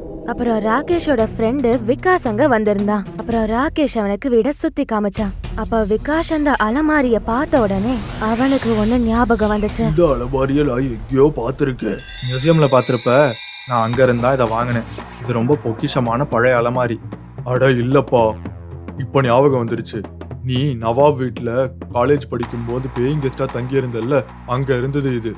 என்னவோ போ, அந்த ரூம்ல அலமாரியே கிடையாது. அட என்ன பேசிக்கிட்டு இருக்க நீ? உன் ரூம்ல தானே இருந்துச்சு. அட கடவுளே, நான் எதுக்காக உன்கிட்ட இத பத்தி பேசிட்டு இருக்கேன்னே தெரியல. நீ நைட் என்ன சாப்பிட்டேன்னு காலையில கேட்டா மறந்துருப்ப. ஒரு நாள் வினிதா அயன் பண்ண துணிகளை அலமாரியில வைக்க போனா. அவ அலமாரியோட கதவை திறந்த உடனே ஒரு பிணம் கீழே விழுந்துச்சு. வினிதா கத்த ஆரம்பிச்சா. ராகேஷ் அங்க ஓடி வந்தப்போ வினிதா இத சொன்னா. அலமாரியில இருந்து பொணம் விழுந்துச்சு. எங்க அந்த பொணம்? வினிதா கீழே பார்த்தா அங்க அந்த பாடி இல்ல. இப்போதான் அது விழுந்துச்சுங்க. உனக்கு உடம்பு சரியில்லை, அதான் இப்படி நடக்குது. வினிதா ராகேஷ கட்டி பிடிச்சு அழ ஆரம்பிச்சா. எனக்கு ரொம்ப பயமா இருக்குங்க, நான் ஊருக்கு போக ஆசைப்படுறேன். ராகேஷும் ஒத்துக்கிட்டான். அப்புறம் அவளை கூட்டிக்கிட்டு பஸ் ஸ்டாப்புக்கு வந்தான். வினிதா அவளோட பஸ்ல உட்காந்து ஊருக்கு போயிடுறா. அப்புறம் ராகேஷ் வீட்டுக்கு வந்தான். வினிதாவோட சேர்ந்து இந்த வீட்டோட அழகும் போயிருச்சு. சரி, நான் போய் துணியை மாத்திட்டு சாப்பிடுறேன். ராகேஷ் ட்ரெஸ் சேஞ்ச் பண்ண ரூமுக்கு வந்தான். அப்போ ஒரு விஷயத்த பார்த்து பயந்து போயிடுறான். யாரோ ஒரு பொண்ணு பெட் மேல படுத்திருந்தா. யாரு நீ? எப்படி வீட்டுக்குள்ள வந்த? அந்த பொண்ணு எழுந்து உடனே ராகேஷ பார்த்தா. ராகேஷுக்கு அப்ப உயிரே போயிடுச்சு. அந்த பொண்ணு ஒரு பயங்கரமான பேய். நானா வரல, நீ கூட்டிட்டு வந்த அலமாரியோட சேர்த்து. ஓ, வினிதா உண்மையதான் சொல்றா. ஆமா, உண்மைய சொன்னா அது உண்மைதான். யாரு நீ? என்ன வேணும் உனக்கு? பழி வாங்கணும். என்ன நீ கொன்னுட்ட? ஞாபகம் இருக்கா? நவாபோட வீடு 5 வருஷம் முன்னாடி அந்த ராத்திரி. அன்னைக்கு ராத்திரி உன்னோட நண்பன் விகாஸ் என்ன உனக்காக கூட்டிட்டு வந்தான். அந்த பேய் சொன்னதை கேட்டு ராகேஷ் 5 வருஷத்துக்கு பின்னாடி போனான். அவனுக்கு அந்த ராத்திரி அப்போ ஞாபகம் வந்துச்சு. போய் நினைச்சத பண்ணிரு. இவ விலை உயர்ந்த பொண்ணு. நவாப் வந்துருவாருல்ல. யாரும் வரமாட்டாங்க, நான் கிளம்புறேன். விகாஸ் போன உடனே ராகேஷ் கதவை மூடிடுறான். அந்த பொண்ணு கிட்ட போய் அவன் அவளை தொட ஆரம்பிச்சான். அப்போன்னு பார்த்து அந்த கதவை யாரோ தட்டுனாங்க. ஓ காட், நவாப் வந்துட்டாரு. நீ அலமாரியில போய் ஒளிஞ்சுக்கோ சீக்கிரம். அந்த பொண்ணு அலமாரிக்குள்ள ஒளிஞ்சுக்கிட்டா. அப்புறம் ராகேஷ் அந்த கதவை திறந்தான். வெளியே நவாப் நின்னுட்டு இருந்தாரு. என்ன நடக்குது? படிச்சுட்டு இருக்கேன் நவாப் சார். உன்னோட கிராமத்துல இருந்து போன் வந்தது. உன்னோட அப்பா தவறி போயிட்டாராமா. அவரு சொன்ன விஷயத்த கேட்டு நீ ஊருக்கு கிளம்பி போயிட்ட. அப்புறம் நான் அந்த அலமாரிலேயே கடைசி வரைக்கும் துடிச்சு செத்தேன். நவாபும் இறந்து போன அப்புறம் அந்த அலமாரியில என் பூதம் இருந்துச்சு. அத மியூசியம்ல வச்சாங்க. ஆனா உன் தலையெழுத்த பாத்தியா? நான் அதே அலமாரியோட உன் முன்னாடி வந்து நிக்கிறேன். உன்னாலதான் நான் செத்து போனேன். இத்தனை வருஷமா அலமாரிலேயே காத்துக்கிட்டு இருந்த. ஆனா இப்போ நீ என் கூடயே வந்தாகணும். என்ன மன்னிச்சிரு. நீ அலமாரிக்குள்ள இருந்தாங்கிறதே நான் மறந்துட்டேன். ராகேஷ் ரொம்பவே பயந்து போயிடுறான். அந்த பேய் அவளோட கைய முன்னாடி கொண்டு வந்தா. ராகேஷ் அந்த பேயோட கண்ணை பார்த்த உடனே அவன் அவளுக்கு வசியமாயிட்டான். அந்த பேய் ராகேஷ கூட்டிக்கிட்டு உடனடியா அந்த அலமாரி பக்கத்துல போச்சு. அலமாரி பக்கத்துல வந்த உடனே கதவு தானா திறந்து 2 பேரும் உள்ள போயிட்டாங்க. அலமாரியோட கதவு மூடிடுச்சு. அப்புறம் உயிரோட இருந்த ராகேஷ் இப்ப அந்த பேய் கூட அலமாரியில அவனோட வாழ்நாள் முழுசும் அதுக்குள்ளேயே இருக்க போறான். தீபாவளியின் இரவு. இந்த கதை மகாராஷ்டிராவின் கொங்கன் பகுதியில் நடந்தது. கொங்கன் இந்த உலகத்தோட சுவர்க்கம்னு செல்லமா சொல்லுவாங்க. ஏன்னா கடல், அடர்த்தியான காடு, அப்புறம் ஒரு அழகான சூழ்நிலையால சூழப்பட்ட ஊரு தான் கொங்கன். கொங்கன் மும்பைல இருந்து கொஞ்ச தூரத்துல ஏறக்குறைய 250 கிலோமீட்டர் தூரத்துல இருக்கு. ரமன், அவரோட மனைவி ஸ்வேதா, அப்புறம் அவரோட 7 வயசு பையனான மெஹர் கூட சேர்ந்து மும்பைல வேலை செஞ்சுட்டு இருந்தாரு. அவரோட மனைவியும் ஐடி ஃபீல்ட்ல ஒரு நல்ல பொசிஷன்ல இருந்தாங்க. ரமனோட பிறந்த ஊரு கொங்கன். சாவந்த்வாடி அப்படிங்கிற ஒரு சின்ன கிராமத்துல அவரோட ஒரு அழகான வீடு இருந்தது. ஆனா இப்போ அந்த வீடு காலியா தான் இருக்கு. ஏன்னா சில வருஷத்துக்கு முன்னாடி அவரோட அப்பா அம்மா இறந்து போயிட்டாங்க. அப்புறம் அவருக்கு அண்ணன் தம்பின்னு கூட யாரும் இருக்கல. அப்போ திவாலி பண்டிகை இருந்தது. எல்லாரும் திவாலி லீவ்ல இருந்தாங்க. ஒரு நாள் ஸ்வேதா ரமன் கிட்ட சொல்றாங்க, இந்த திவாலிக்கு நாம சாவந்த்வாடி போலாமா? அங்க நமக்கு ரொம்ப பெரிய வீடு இருக்குல்ல. இப்போ எந்த நிலைமையில இருக்குன்னு கூட தெரியல. நாம அங்க போயிட்டு வந்துட்டு இருந்தா அப்போ வீடு மெயின்டைன் பண்ண மாதிரி ஆகும்ல. ரமன் இதை ஏத்துக்கிறாரு. அப்புறம் எல்லாரும் அடுத்த நாள் கார்ல உட்காந்துக்கிட்டு சாவந்த்வாடிக்கு கிளம்புறாங்க. அவங்க டிராவல என்ஜாய் பண்ணிக்கிட்டு போக போக சாவந்த்வாடி எப்போ வந்துச்சுன்னே அவங்களுக்கு தெரியல. அப்புறம் அங்க போய் அவங்க வீடு பார்த்த உடனே அவங்க பாத்துக்கிட்டே நின்னுட்டாங்க. ஏன்னா அவங்க வீடு தனியா பயங்கரமா இருந்தது. வீட்டுக்கு வெளியே அதிகமான புல் வளர்ந்திருந்தது. வீட்டை சுத்தி சிலந்தி வலையும் இருந்தது. அட அப்பா, இது ஒரு ஹாண்டட் ஹவுஸ். மகனே, நான் சின்ன பையனா இருக்கும்போது இங்க அக்கம் பக்கத்துல நிறைய வீடு இருந்தது. இப்ப பக்கத்து வீட்டுக்காரங்களா வேற இடத்துக்கு போயிட்டாங்கன்னு நினைக்கிறேன். ஒன்னும் பிரச்சனை இல்ல, நாம இத மறுபடியும் புது வீடா மாத்திடலாம். ரமன், சீக்கிரமா வேலைக்காரங்களை எல்லாம் வர சொல்லிடுங்க. ரமன் அந்த கிராமத்தாளோட உதவியால ஒரு சில வேலைக்காரங்களை வர வைக்கிறாரு. ஆனா வேலைக்காரங்க பயந்து போயிருந்தாங்க. ஒரு சிலர் உள்ள போய் கிளீன் பண்ணுங்க, ஒரு சிலர் வெளியே இருக்கிற புல்ல கிளீன் பண்ணுங்க. ஒரு வேலைக்காரர் போய் அந்த வீட்டோட மேல் கதவை திறந்ததும் அவருக்கு எதிரில ஒரு பயங்கரமான பிசாசு அந்த கதவு கிட்டயே நின்னு சிரிச்சுக்கிட்டு இருந்தது.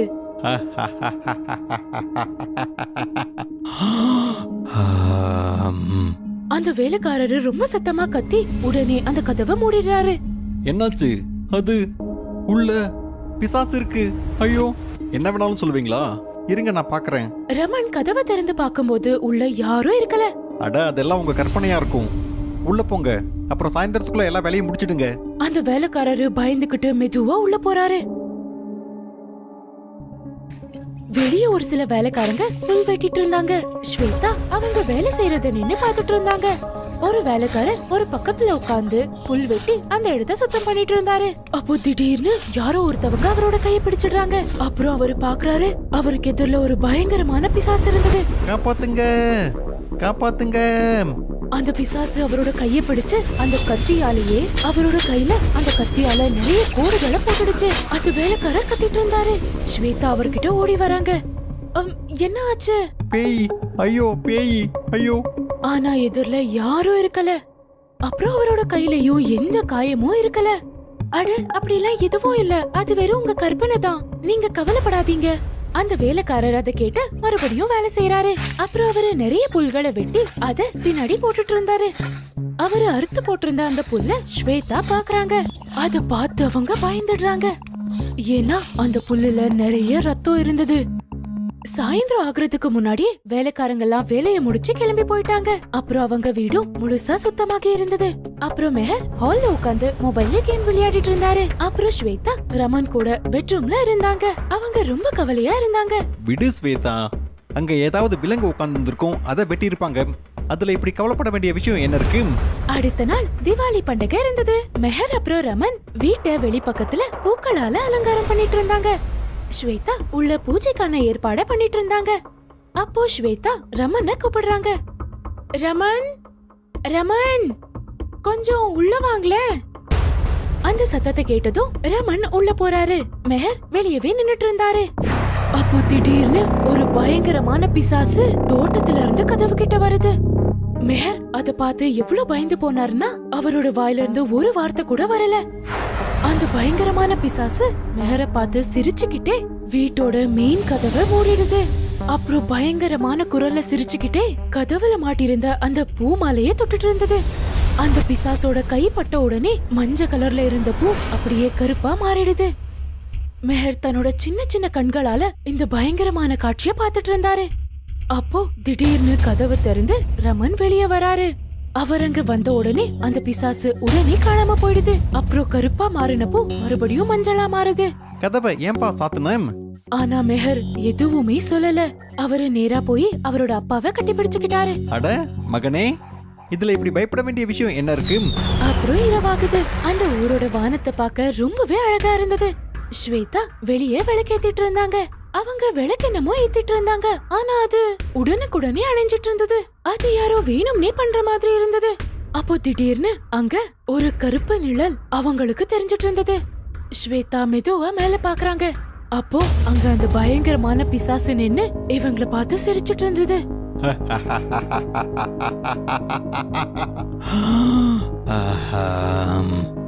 ஸ்வேதா விளக்க அங்கேயே விட்டு வீட்டுக்குள்ள ஓடி போறாங்க.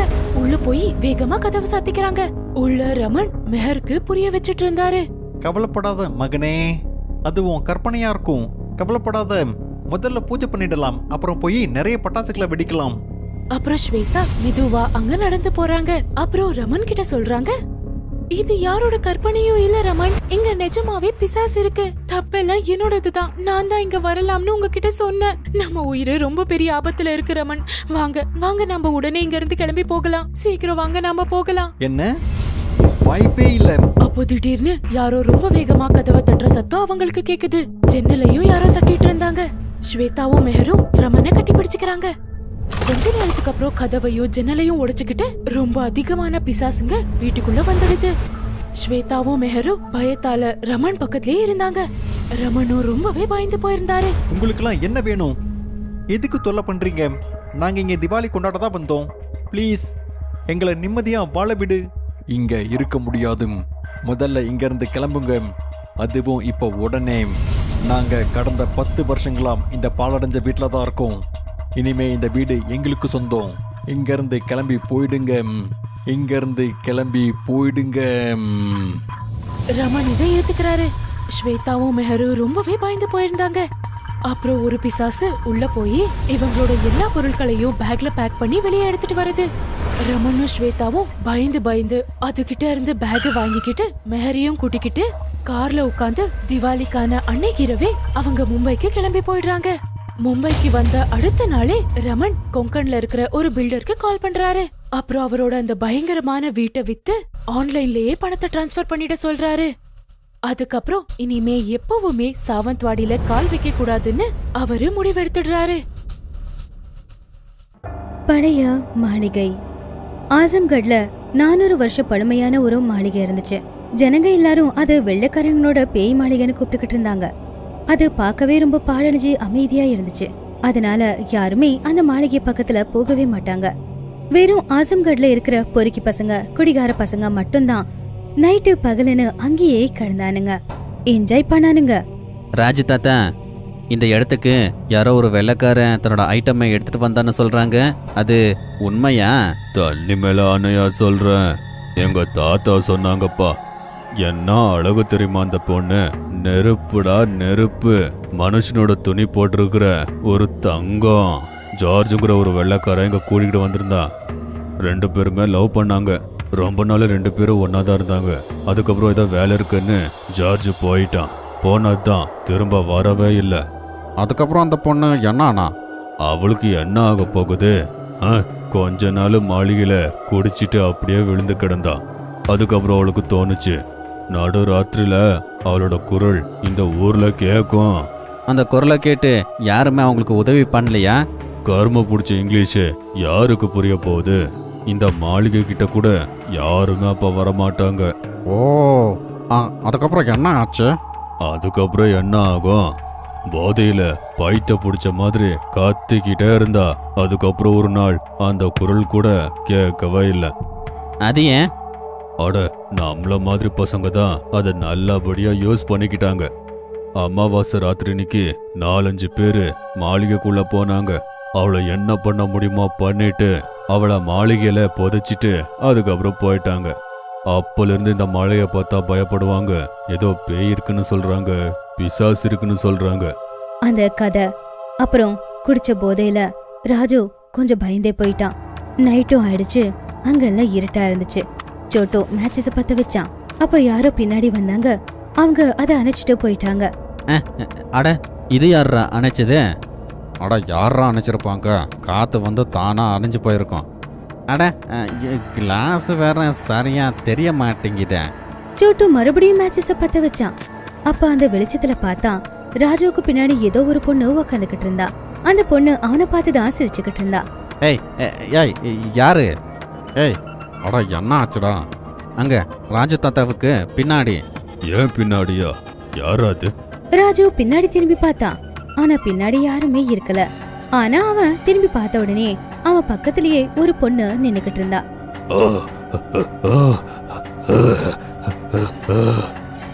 ராஜு தாத்தா, என்ன ஆச்சு? ராஜு கொஞ்சம் பயந்து போயிருந்தான்.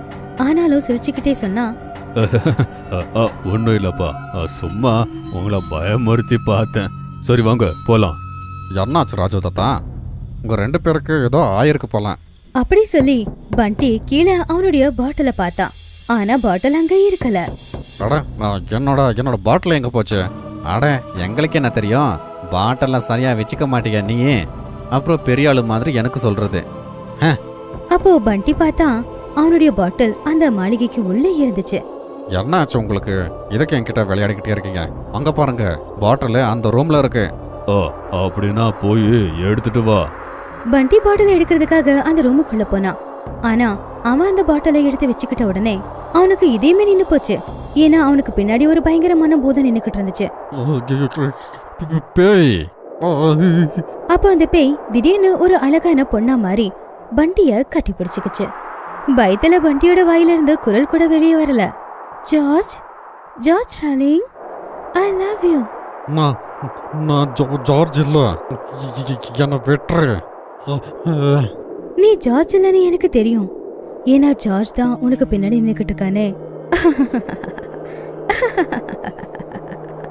அப்போ பண்டி பின்னாடி திரும்பி பார்த்தான். அப்போ பயங்கரமான ஜார்ஜோட போதும் அங்க நின்னுக்கிட்டு இருந்துச்சு. பண்டி கத்தலான்னு பார்க்கும்போது அதுக்கு முன்னாடியே அந்த ஜார்ஜ் பேய் அவனுடைய உடம்புக்குள்ள புகுந்துருச்சு. அப்போ பண்டி அந்த பொண்ணை பார்த்து சிரிச்சுக்கிட்டு இருந்தான். அப்போ அந்த பொண்ணும் அவனை பார்த்து சிரிச்சு பயங்கரமான பேயா மாறி அங்கிருந்து மறைஞ்சு போயிட்டான். இங்க ராஜு சோட்டு 2 பேருமே பண்டிய கூப்பிட்டுக்கிட்டு இருந்தாங்க. டே பண்டி, சீக்கிரம் வா. டே பண்டி, பாட்டில் கிடைச்சிருச்சா? ஏய் பண்டி. எனக்கு என்ன தோணுதுன்னா, இங்க வந்தா நமக்கு கொடுக்கணும்னு அங்கேயே குடிச்சு மட்டா ஏன்ட்டான் போல. அப்போ பண்டி பாட்டில் எடுத்துக்கிட்டு வந்தான். அவனுடைய நடவுட, அவனுடைய கண்ணு எல்லாமே மாறி போயிருந்துச்சு. உக்கார்றா. பண்டி, எங்களை பார்த்தா பைத்தியம் மாதிரி தெரியுதா? உங்க அப்பா மவன. டேய், நான் தான் இந்த கதையெல்லாம் உன்கிட்ட சொன்னேன். என்கிட்டயே இப்படி பண்ற நீ? மேட்சஸ் அணைச்சிட்டு யாரோ அணைச்சிட்டாங்கன்னு போய் சொல்ற. பாட்டில் அங்க வச்சுட்டு யாரோ ஒளிச்சு வச்சுட்டாங்கன்னு சீன் போடுற. ஓவரா நாடகம் ஆடாத நீ. ராஜு தாத்தா, 4 பேர் சேர்ந்து ஜெல்மில்ல கற்பழிச்சு அங்க புதைச்சிட்டாங்க. அந்த ராத்திரி ஜார்ஜ் அங்க வந்தான். அவனோட காதலிய புதைச்சது அவனுக்கு தெரிய வந்துச்சு. அதை அவனால தாங்க முடியல. அவனும் ஜில்மில் கூட மண்ணை தோண்டி உயிரோட படுத்துக்கிட்டான். டேய் மோட்டா போயல, யாரா ஜில்மில்? அந்த பொண்ணு தான். அவளைத்தான் ஜார்ஜ் இந்த மாளிகைக்கு கூட்டிட்டு வந்தான். இது கேட்டு ராஜு சோட்டும் 2 பேருமே பயங்கரமா சிரிச்சாங்க. டேய் பண்டி, என்ன கஞ்சா அடிச்சிட்டு வந்திருக்கியா? ஓ அப்படியா? சரி, இதை யாரு உங்ககிட்ட சொன்னாங்க? ஜார்ஜ் தான் சொன்னா. ஓ, ஜார்ஜ் எங்க இருக்கா? எனக்குள்ள. அப்புறம் ஜில்மில் எங்க போனா? அங்க பாருங்க, உங்க பின்னாடி. இது கேட்டு ராஜு சத்தமா சிரிச்சுக்கிட்டு இருந்தான். டே சோட்டோ, இந்த பண்டிகை நம்ம ஆடிச்சுடா. அந்த பொண்ணு என் பின்னாடி இருக்கிறலாண்டா. ஆனா சோட்டுவே அங்க நடுங்கிக்கிட்டு இருந்தான். ராஜு தாத்தா பின்னாடி பாருங்க. ராஜு பின்னாடி பார்த்தப்போ உண்மையிலேயே அவனுக்கு பின்னாடி ஜில்மிலோட பூதம் நின்னுக்கிட்டு இருந்துச்சு. ராஜு பயங்கரமா கத்துனா. அப்போ பின்னாடி இருந்து பண்டி ராஜுவோட தலையில பாட்டில் அடிச்சான். பாட்டில் தூள் தூளா போயிடுச்சு. ராஜுவும் அந்த இடத்துலயே அங்கேயே விழுந்து இறந்து போயிட்டான். டேய் பண்டி, என்னடா பண்ணி வச்சிருக்க? பண்டி இல்ல, ஜார்ஜ். அப்போ ஜில்மிலோட பேய் சோட்டு பக்கத்துல வந்துச்சு. என்னை விட்டுருங்க. இனிமே நான் இங்க வரவே மாட்டேன். என்னை விட்டுருங்க. நீ இங்க இருந்து போறதையே நான் விரும்பல. அப்படின்னா? ஜில்மிலோட பூதம் சோட்டுவோட உடம்புக்குள்ள புகுந்துருச்சு. அப்போ சோட்டு திடீர்னு முழுசாவே மாறிட்டான். அவன் ஜார்ஜ் பார்த்து பயங்கரமா சிரிச்சான். பண்டி சோட்டு 2 பேருமே கட்டி பிடிச்சுக்கிட்டாங்க. நம்மளுக்கு மனுஷனோட உடம்பு கிடைச்சிருச்சு ஜில்மில். எவ்வளோ வருஷம் ஒருத்தர் தொடர்றதுக்கு நான் காத்துக்கிட்டே இருந்தேன். இன்னைக்கு ஒரு உடம்பு எனக்கு கிடைச்சிருச்சு. இனிமே நாம 2 பேர் பிரியவே மாட்டோம். எவ்வளோ வருஷம் ஆனாலும் இதே மாளிகையில நாம இருக்கலாம், ஒன்னா இருக்கலாம். இனிமே என்னால தாங்க முடியாது ஜார்ஜ். வா, மாளிகைக்கு உள்ள கூட்டிட்டு போ. பண்டி சோட்டுவ அவனுடைய கையில தூக்குனா. அதுக்கப்புறம் அவங்க நேரா அந்த மாளிகையில இருக்கிற ஒரு ரூமுக்குள்ள போயிட்டாங்க. தீபாவளியின் இரவு. இந்த கதை மகாராஷ்டிராவின் கொங்கன் பகுதியில் நடந்தது. கொங்கன் இந்த உலகத்தோட சுவர்க்கம்னு செல்லமா சொல்லுவாங்க. ஏன்னா கடல், அடர்த்தியான காடு, அப்புறம் ஒரு அழகான சூழ்நிலையால சூழப்பட்ட ஊரு தான் கொங்கன். கொங்கன் மும்பைல இருந்து கொஞ்ச தூரத்துல, ஏறக்குறைய 250 கிலோமீட்டர் தூரத்துல இருக்கு. ரமன், அவரோட மனைவி ஸ்வேதா, அப்புறம் அவரோட 7 வயசு பையனான மெஹர் கூட சேர்ந்து மும்பைல வேலை செஞ்சுட்டு இருந்தாரு. அவரோட மனைவியும் ஐடி ஃபீல்ட்ல ஒரு நல்ல பொசிஷன்ல இருந்தாங்க. ரமனோட பிறந்த ஊரு கொங்கன். சாவந்த்வாடி அப்படிங்கிற ஒரு சின்ன கிராமத்துல அவரோட ஒரு அழகான வீடு இருந்தது. ஆனா இப்போ அந்த வீடு காலியா தான் இருக்கு. ஏன்னா சில வருஷத்துக்கு முன்னாடி அவரோட அப்பா அம்மா இறந்து போயிட்டாங்க. அப்புறம் அவருக்கு அண்ணன் தம்பின்னு கூட யாரும் இருக்கல. அப்போ திவாலி பண்டிகை இருந்தது. எல்லாரும் திவாலி லீவ்ல இருந்தாங்க. ஒரு நாள் ஸ்வேதா ரமன் கிட்ட சொல்றாங்க, இந்த திவாலிக்கு நாம சாவந்த்வாடி போலாமா? அங்க நமக்கு ரொம்ப பெரிய வீடு இருக்குல்ல. இப்போ எந்த நிலைமையில இருக்குன்னு கூட தெரியல. நாம அங்க போயிட்டு வந்துட்டு இருந்தா அப்போ வீடு மெயின்டைன் பண்ண மாதிரி ஆகும்ல. ரமன் இதை ஏத்துக்கிறாரு. அப்புறம் எல்லாரும் அடுத்த நாள் கார்ல உட்காந்துக்கிட்டு சாவந்த்வாடிக்கு கிளம்புறாங்க. அவங்க டிராவல என்ஜாய் பண்ணிக்கிட்டு போக போக சாவந்த்வாடி எப்போ வந்துச்சுன்னே அவங்களுக்கு தெரியல. அப்புறம் அங்க போய் அவங்க வீடு பார்த்த உடனே அவங்க பாத்துக்கிட்டே நின்னுட்டாங்க. ஏன்னா அவங்க வீடு தனியா பயங்கரமா இருந்தது. வீட்டுக்கு வெளியே அதிகமான புல் வளர்ந்திருந்தது. வீட்டை சுத்தி சிலந்தி வலையும் இருந்தது. அட அப்பா, இது ஒரு ஹாண்டட் ஹவுஸ். மகனே, நான் சின்ன பையனா இருக்கும்போது இங்க அக்கம் பக்கத்துல நிறைய வீடு இருந்தது. இப்ப பக்கத்து வீட்டுக்காரங்களா வேற இடத்துக்கு போயிட்டாங்கன்னு நினைக்கிறேன். ஒன்னும் பிரச்சனை இல்ல, நாம இத மறுபடியும் புது வீடா மாத்திடலாம். ரமன், சீக்கிரமா வேலைக்காரங்களை எல்லாம் வர சொல்லிடுங்க. ரமன் அந்த கிராமத்தாளோட உதவியால ஒரு சில வேலைக்காரங்களை வர வைக்கிறாரு. ஆனா வேலைக்காரங்க பயந்து போயிருந்தாங்க. ஒரு சிலர் உள்ள போய் கிளீன் பண்ணுங்க, ஒரு சிலர் வெளியே இருக்கிற புல்ல கிளீன் பண்ணுங்க. ஒரு வேலைக்காரர் போய் அந்த வீட்டோட மேல் கதவை திறந்ததும் அவருக்கு எதிரில ஒரு பயங்கரமான பிசாசு அந்த கதவு கிட்டயே நின்னு சிரிச்சுக்கிட்டு இருந்தது.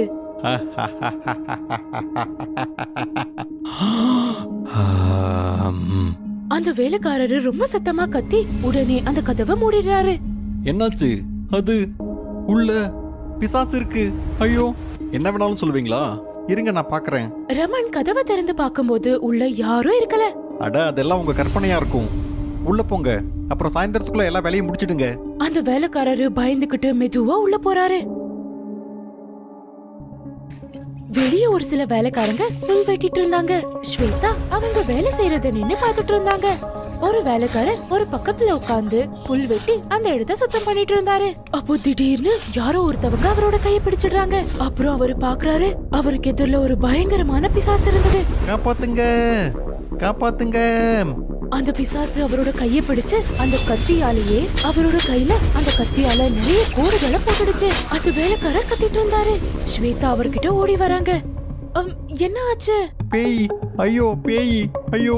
ஆனா எதிரில யாரும் இருக்கல. அப்புறம் அவரோட கையிலயும் எந்த காயமும் இருக்கல. அட, அப்படிலாம் எதுவும் இல்ல, அது வெறும் உங்க கற்பனை தான், நீங்க கவலைப்படாதீங்க. அந்த வேலைக்காரர் அதை கேட்டு மறுபடியும் வேலை செய்யறாரு. அப்புறம் அவரு நிறைய புல்களை வெட்டி அத பின்னாடி போட்டுட்டு இருந்தாரு. அவரு அறுத்து போட்டிருந்த அந்த புல்ல ஸ்வேதா பாக்குறாங்க. அத பார்த்து அவங்க பயந்துடுறாங்க. ஏன்னா அந்த புல்லுல நிறைய ரத்தம் இருந்தது. சாயந்தரம் ஆகுறதுக்கு முன்னாடி வேலைக்காரங்க எல்லாம் வேலையை முடிச்சு கிளம்பி போயிட்டாங்க. அப்புறம் அவங்க வீடும் முழுசா சுத்தமாகி இருந்தது. அப்புறம் மெஹர் ஹால்ல உட்கார்ந்து மொபைல்ல கேம் விளையாடிட்டு இருந்தாரு. அப்புறம் ஸ்வேதா ரமன் கூட பெட்ரூம்ல இருந்தாங்க. அவங்க ரொம்ப கவலையா இருந்தாங்க. விடு ஸ்வேதா, அங்க ஏதாவது விலங்கு உட்கார்ந்து இருந்திருக்கும், அதை வெட்டி இருப்பாங்க. அதுல இப்படி கவலைப்பட வேண்டிய விஷயம் என்ன இருக்கு? அடுத்த நாள் திவாலி பண்டிகை இருந்தது. மெஹர் அப்புறம் ரமன் வீட்டை வெளிப்பக்கத்துல பூக்களால அலங்காரம் பண்ணிட்டு இருந்தாங்க. ஸ்வேதா உள்ள பூஜைக்கான ஏற்பாட பண்ணிட்டு இருந்தாங்க. அப்போ ஸ்வேதா ரமனை கூப்பிடுறாங்க. ரமன், ரமன், கொஞ்சம் உள்ள வாங்கல. அந்த சத்தத்தை கேட்டதும் ரமன் உள்ள போறாரு. மெஹர் வெளியவே நின்னுட்டு இருந்தாரு. அப்போ திடீர்னு ஒரு பயங்கரமான பிசாசு தோட்டத்துல இருந்து கதவு கிட்ட வருது. மெஹர் அத பார்த்து எவ்வளவு பயந்து போனாருன்னா அவரோட வாயில இருந்து ஒரு வார்த்தை கூட வரல. அந்த பயங்கரமான பிசாசு மெஹரை பார்த்து சிரிச்சுக்கிட்டே வீட்டோட மெயின் கதவை மூடிடுது. அப்புறம் பயங்கரமான குரல்ல சிரிச்சுக்கிட்டே கதவுல மாட்டிருந்த அந்த பூ மாலையை தொட்டுட்டு இருந்தது. அந்த பிசாசோட கை பட்ட உடனே மஞ்சள் கலர்ல இருந்த பூ அப்படியே கருப்பா மாறிடுது. மெஹர் தன்னோட சின்ன சின்ன கண்களால இந்த பயங்கரமான காட்சிய பாத்துட்டு இருந்தாரு. அப்போ திடீர்னு கதவு திறந்து ரமன் வெளியே வராரு. அவர் அங்க வந்த உடனே அந்த பிசாசு உடனே காணாம போயிடுது. அப்புறம் கருப்பா மாறினப்போ மறுபடியும் மஞ்சளா மாறுது. கதவை ஏன்பா சாத்துனம்? ஆனா மெஹர் எதுவுமே சொல்லல. அவரு நேரா போய் அவரோட அப்பாவை கட்டி பிடிச்சுக்கிட்டாரு. அட மகனே, இதுல இப்படி பயப்பட வேண்டிய விஷயம் என்ன இருக்கு? அப்புறம் இரவாகுது. அந்த ஊரோட வானத்தை பார்க்க ரொம்பவே அழகா இருந்தது. ஸ்வேதா வெளியே விளக்கேத்திட்டு இருந்தாங்க. அவங்க விளக்கென்னமோ ஏத்திட்டு இருந்தாங்க. ஆனா அது உடனுக்குடனே அணைஞ்சிட்டு இருந்தது. அது யாரோ வேணும்னே பண்ற மாதிரி இருந்தது. அப்போ திடீர்னு அங்க ஒரு கருப்பு நிழல் அவங்களுக்கு தெரிஞ்சிட்டு இருந்தது. ஸ்வேதா மெதுவா மேல பாக்குறாங்க. அப்போ அங்க அந்த பயங்கரமான பிசாசு நின்னு இவங்கள பார்த்து சிரிச்சிட்டு இருந்தது.